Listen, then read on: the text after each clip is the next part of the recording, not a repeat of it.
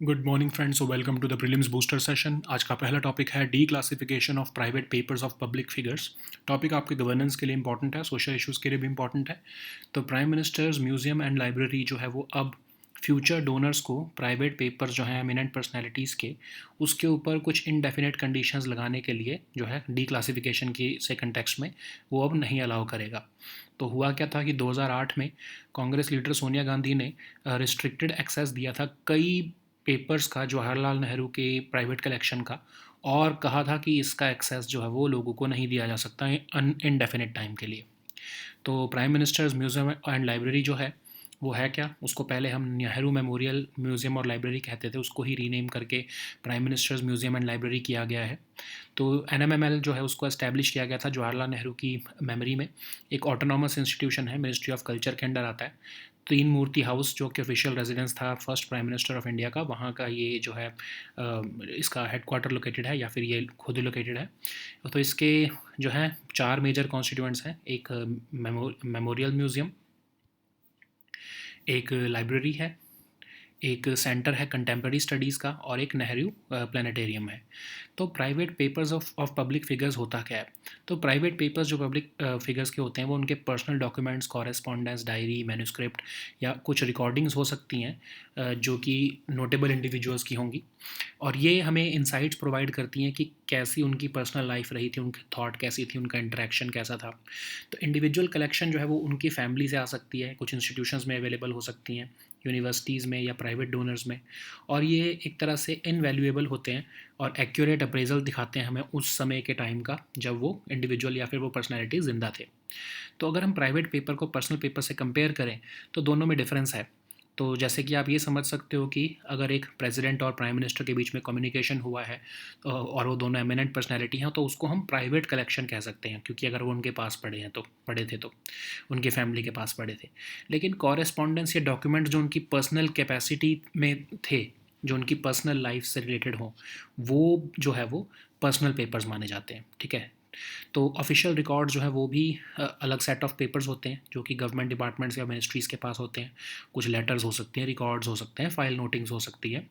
तो organisations other than PMML है जो, उनको प्राइवेट पेपर्स एक्वायर करने का अलाउड है। तो जैसे कि नेशनल आर्काइव्स ऑफ इंडिया, और वो भी मिनिस्ट्री ऑफ कल्चर के अंडर ही आता है। लेकिन ये ऑर्गेनाइजेशन सिर्फ वही पेपर इकट्ठे करती है जो डोनर्स एग्री करते हैं डी क्लासीफाई करने के लिए। ठीक है। अब डी क्लासिफिकेशन से रिलेटेड रूल्स क्या हैं? तो कई बार क्या होता है कि जो डोनर्स होते हैं, समझ लो जो फैमिली मेम्बर्स होते हैं, जैसे कि सोनिया गांधी जी हैं, उन्होंने यही किया ना कि पेपर्स तो दे दिए जो उनके पास थे लाइब्रेरी को, लेकिन कंडीशन रख दी कि इनडेफिनेटली इसको आप कभी भी पब्लिक नहीं कर सकते हो। ठीक है। तो डोनर्स जो है वो इसी जो है वो शर्त पर पेपर्स देते हैं कि आप इनको कोई ना कोई शर्त लगा देते हैं कि इसको आप कभी भी डी क्लासीफाई नहीं कर सकते। और जो है पीएमएमएल जो होता है वो इनको रखता है अपने पास, कंजर्व करके रखता है। तो नॉर्मली तो क्या होता है कि 5 साल का एम्बार्गो होता है कि कोई भी जब न्यू पेपर उनके पास आता है तो वो 5 साल तक उसको डी क्लासीफाई नहीं करते। रेयर केसेस में कई बार क्या होता है कि उसको 10 साल तक एक्सटेंड कर दिया जाता है। तो पब्लिक रिकॉर्ड रूल्स जो हैं वो 1997 से रिलेटेड जो है वो डी क्लासिफिकेशन से डील करते हैं, ऑल काइंड ऑफ रिकॉर्ड्स और कॉरेस्पॉन्डेंस इन इंडिया में, इन इंडिया। ठीक है।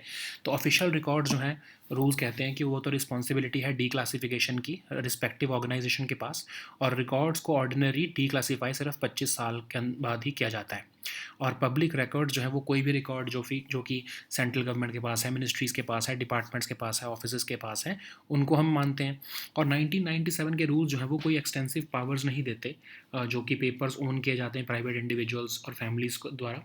बस ऑफ कोर्स वो कंडीशन लगा सकते हैं वॉलंटरीली, अगर वो सबमिट कर रहे हैं पेपर्स इन ऑर्गेनाइजेशंस को तो वो कंडीशंस लगा सकते हैं। ठीक है। लेकिन अब जो ये इनडेफिनेट डी क्लासिफिकेशन की जो कंडीशंस है, जैसे सोनिया गांधी जो उन्होंने जवाहरलाल नेहरू के पेपर्स पर लगाई है, वो अब आगे से नहीं लगाई जा सकती। ठीक है।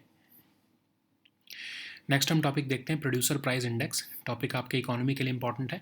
तो डीपीआईआईटी जो है वो एक मॉडल बना रहा है प्रोड्यूसर प्राइस इंडेक्स का इंडिया में, जो कि रिप्लेस कर देगा होल सेल प्राइस इंडेक्स को।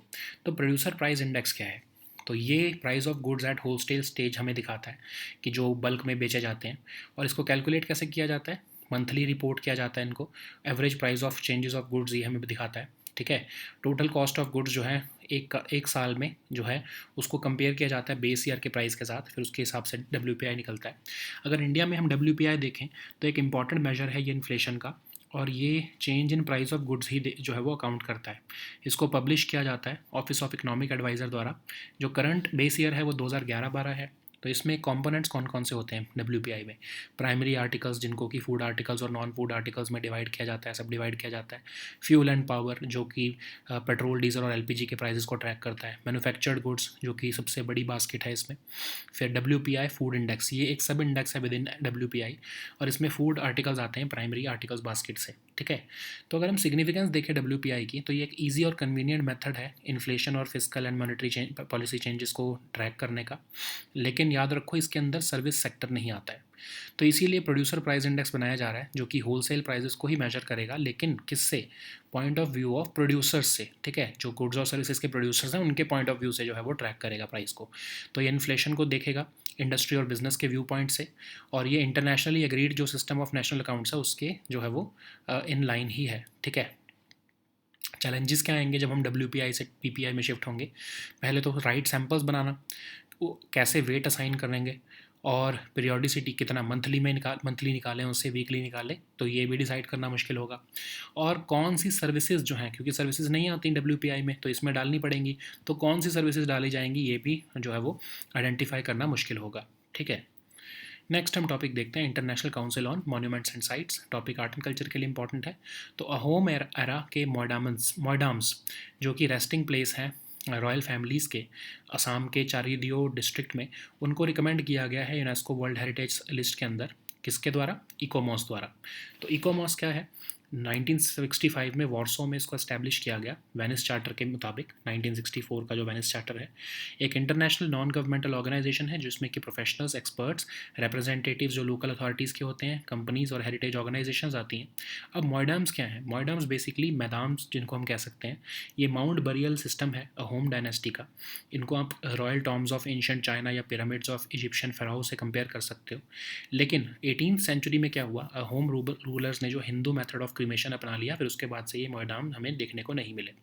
तो मोडाम्स के अंदर जो है मॉडल रिमेन्स मिलते हैं हमें अहोम रॉयल्टी के, जिनको जो कि बहुत ही रिस्पेक्टफुल थी वहाँ पर, ठीक है।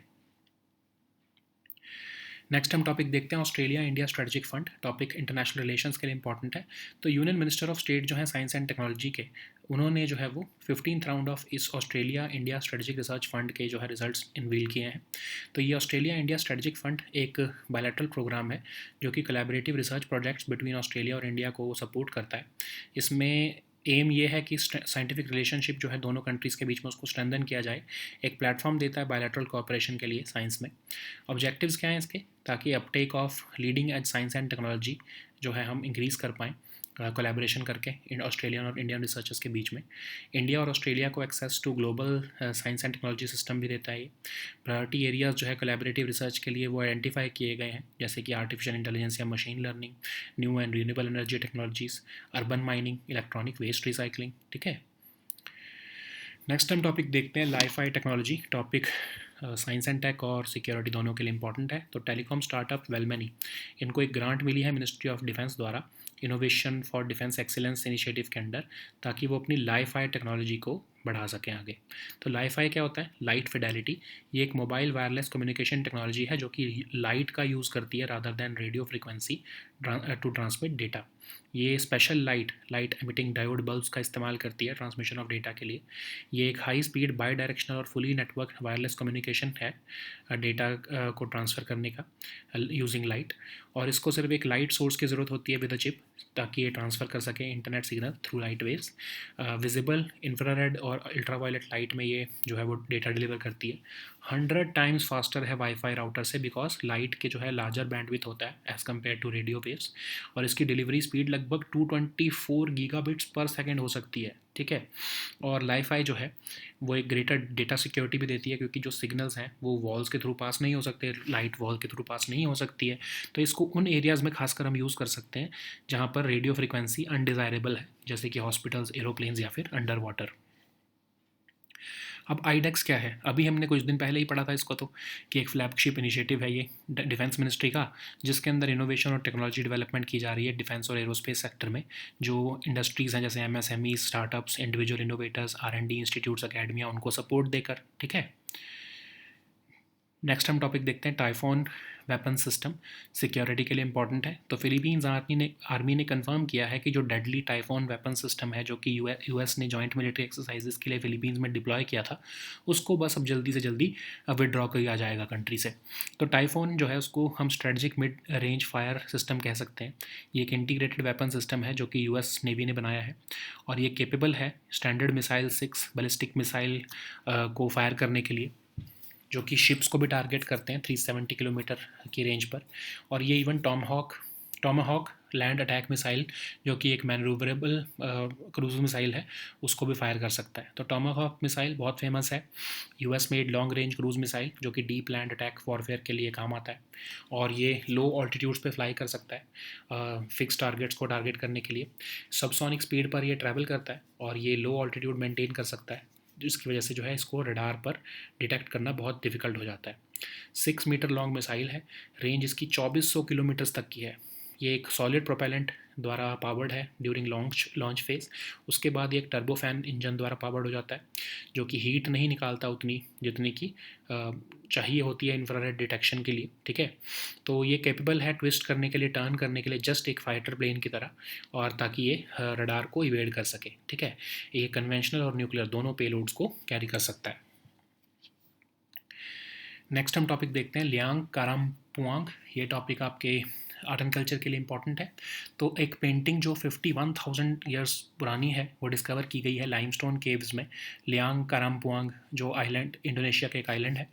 तो लियांग कारामपुआंग केव जो है वो लाइमस्टोन केव है, लोकेटेड ऑन इंडोनेशिया का आइलैंड ऑफ सुलावेसी।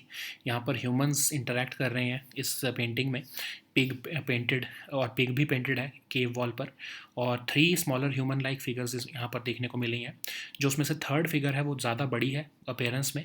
और रिसर्चर्स का कहना है कि ये एक नरेटिव सीन है।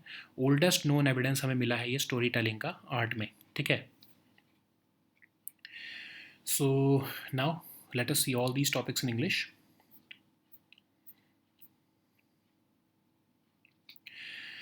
So the first topic is declassification of private papers of public figures. This topic is important for your governance and social issues. So Prime Minister's Museum and Library will no longer be allowing future donors of private papers of eminent personalities to impose certain indefinite conditions on their declassification. So what had happened that in 2008, Congress leader Sonia Gandhi had reclaimed and restricted access to several boxes of papers from Jawaharlal Nehru's private collection, which she had donated to the museum. So, what is Prime Minister's Museum and Library? So, it was earlier known as Nehru Memorial Museum and Library, and it was later renamed as Prime Minister's Museum and Library. So, it was established in the memory of Jawaharlal Nehru. It is an autonomous institution under the Ministry of Culture. It has 4 major constituents, namely the Memorial Museum, a library on modern India, Center for Contemporary Studies, and the Nehru Planetarium.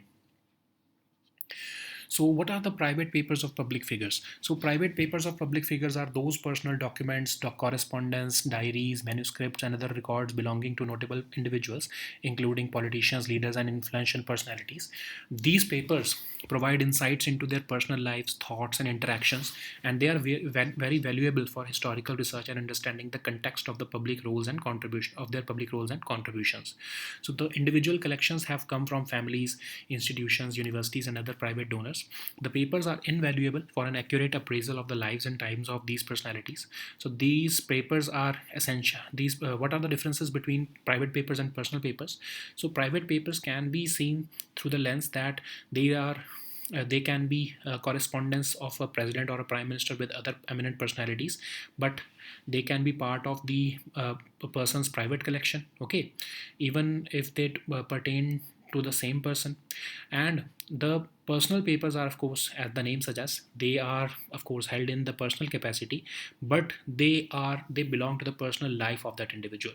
Okay, so these can be correspondences or documents which are held in personal capacity, and there are certainly some official records which constitute another set of papers. These are held by various government departments and ministries. They could comprise of letters, records, or file notings. And apart from the PMML, there is National Archives of India also, which functions under the Ministry of Culture itself, and it also acquires private collections. This organization acquires only those papers which the donors agree to declassify. So what has happened is that some donors, when they give their private collection to archives and museums, they sometimes make agreements with that institution, which could include conditions on when and how these collections can be made public. So many donors who have given their private collections to PMML, they did not specify when these papers could be papers could be made public, which means indefinite secrecy. So as a result, PMML keeps these papers and conserves them, but it cannot make them available to the public or researchers. Normally, they will allow only a 5-year embargo from the date they receive any new papers, but in rare cases, this embargo can be extended to a maximum of 10 years. So the Public Record Rules 1997 covers declassification of all kinds of records and correspondence in India. For official records, the rules say that the responsibility for declassification rests with the respective organization and that records should ordinarily be declassified in 25 years. And similarly, public records include any records related to the central government and its ministries, departments, or offices like the PMO or President's office. However, the 1997 rules do not give extensive powers over papers owned by private individuals and families. Okay. So the next topic is producer price index. This topic is important for your economy section. So Department for Promotion of Industry and Internal Trade is close to finalizing a model to launch a producer price index in India that may eventually replace the wholesale price index. So what is wholesale price index? It represents the price of goods at a wholesale stage, that is the goods that are sold in the bulk and traded between organizations instead of consumers, and it is used as a measure of inflation in some economies. So how is it calculated? WPIs are reported monthly in order to show the average price changes of goods. The total cost of the goods being considered in 1 year are then compared with the total cost of goods in the base year. Okay, so what is WPI in India? It is of course an important measure of inflation in India, and it takes into account the change in price of goods only. So WPI data is published by the Office of Economic Advisor, okay, which is part of the Ministry of Commerce and Industry. The current series of WPI has the base year of 2011 and 12, which was the seventh revision of WPI, which implemented from 2017 onwards. Okay. So what are the major components of WPI? So primary articles, which are subdivided into food articles and non-food articles. Then there is fuel and power, which tracks the price movements in petrol, diesel, and LPG.